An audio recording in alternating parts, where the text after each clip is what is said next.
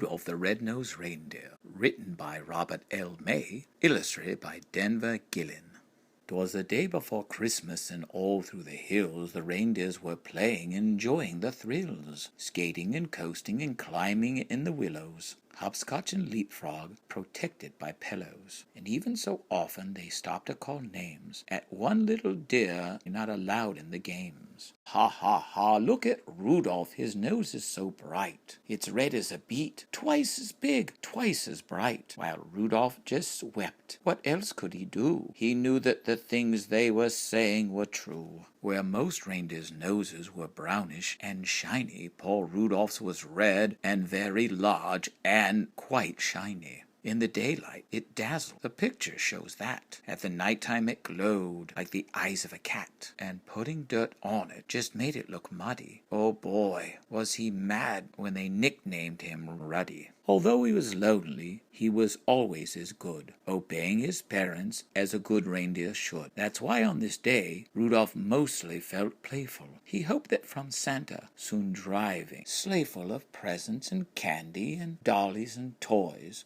for good little animals, good girls and boys. He'd just get as much, and this is what pleased him, as the happiest, handsomer reindeers who teased him. So at night, like a frog, hid in the world like a hood, he went to bed hopeful. He knew he'd been good. While away up in the north, on this same foggy night, old Santa was packing his sleigh for his flight. This fog, he complained, will be hard to get through. He shook his round head, and his tummy shook too. Without any star or a moon as my compass, this extremely dark night is quite lucky to stump us. To keep from collisions, we'll have to fly slow. To keep our direction, we'll have to fly low. We'll steer by the street lamps and houses tonight in order to finish before it gets light. Just think how the boys and girls' faith would be shaken if we didn't reach them before they waken. Come Dasher, come Dancer, come Prancer, come Vixen, come Comet, come Cupid, come Donner and Blitzen. Be quick with your supper, get hitched in a hurry. You too will find fog a delay and a worry. And Santa was right as he usually is. The fog was as thick as soda's white fizz. It's not getting lost needed all Santa's skill, with street signs and numbers more difficult still. He tangled in treetops again and again. He barely missed hitting a tri-motor plane. He still made good speed with much twisting and turning, as long as the street lamps and houses' lights were burning. At each house, first noting the people who lived there, he quickly selected the right presents to give there. By midnight, however, the last light had fled, for even the big people had then gone to bed. Because it might wake them, a match was denied him. Oh boy, how he wished for just one star to guide him. Through dark streets and houses old Santa fared poorly. He now picked up the presents more slowly, less surely. He really was worried, for what would he do if folks started waking up before he was through? The air was still foggy, the night dark and drear, when Santa arrived at the house of the deer. The ledge that he tripped on while seeking the chimney gave Santa a spill and a painful skin knee. The room he came down in was blacker than ink. He went for a chair, and then he found it a sink. The first reindeer's bedroom was so very black. He tripped on a rug and fell flat on his back.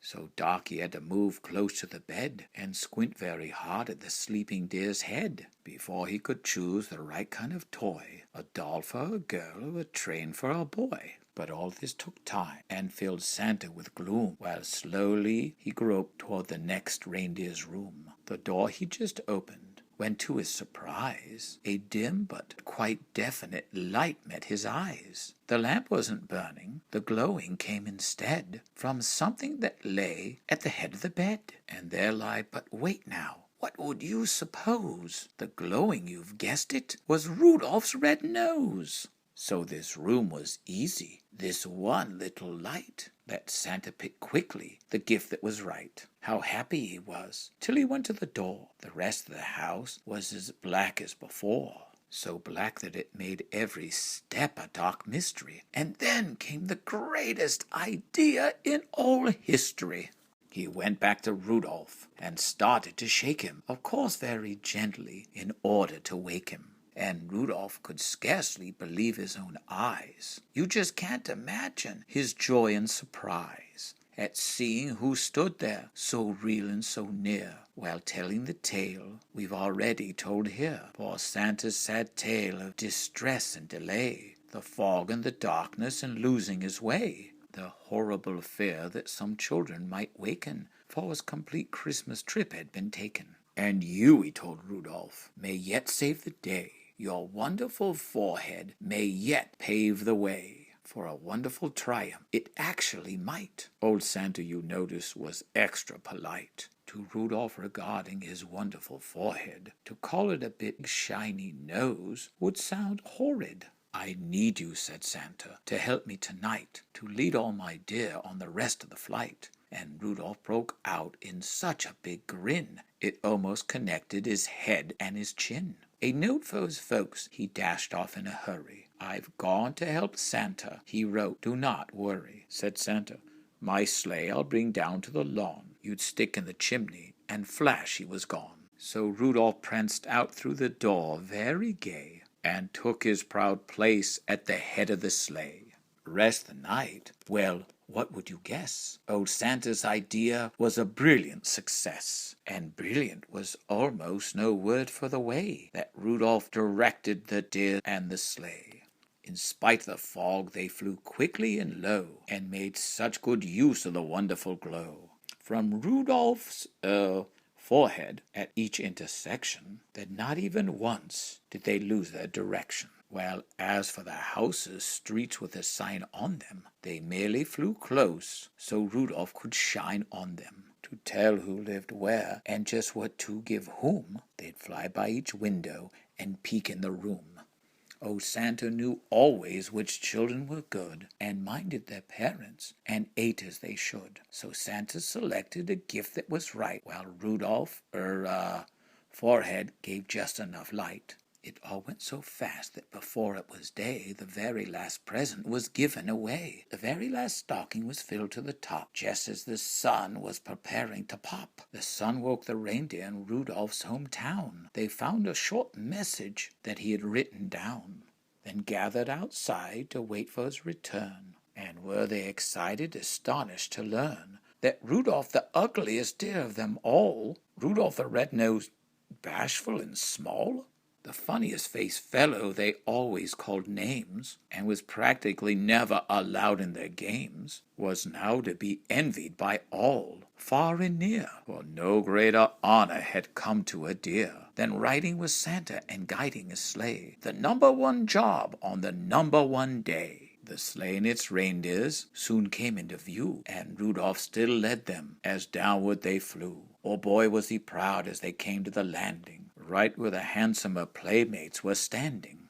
These bad reindeer, who used to do nothing but tease him, would now have done anything only to please him. They felt even sorry they had been so mean when Santa said, Rudolph, I've never had a deer quite so brave and so brilliant as you at fighting black fog and guiding me through. By you, last night's journey was actually bossed. Without you, I'm certainly we'd all have been lost. I hope you'll continue to keep us from grief on the future dark trips as Commander-in-Chief.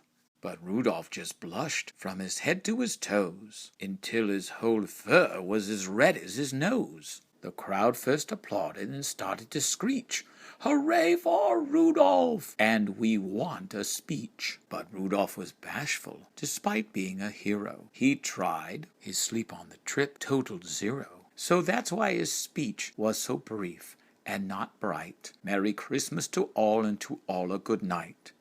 And that's why, whenever it's foggy and gray, it's Rudolph the red-nosed reindeer who guides Santa's sleigh. Be listening this Christmas, but not to make a peep, 'cause that late at night children should all be asleep. The very first sound you'll hear on the roof, provided there's fog, will be Rudolph's small hoof. So after that, if you're still as a mouse, you may hear a swish as he flies around the house and gives enough light to give Santa a view. And when they're all through, you may hear them call as they drive out of sight, Merry Christmas to all, and to all a good night.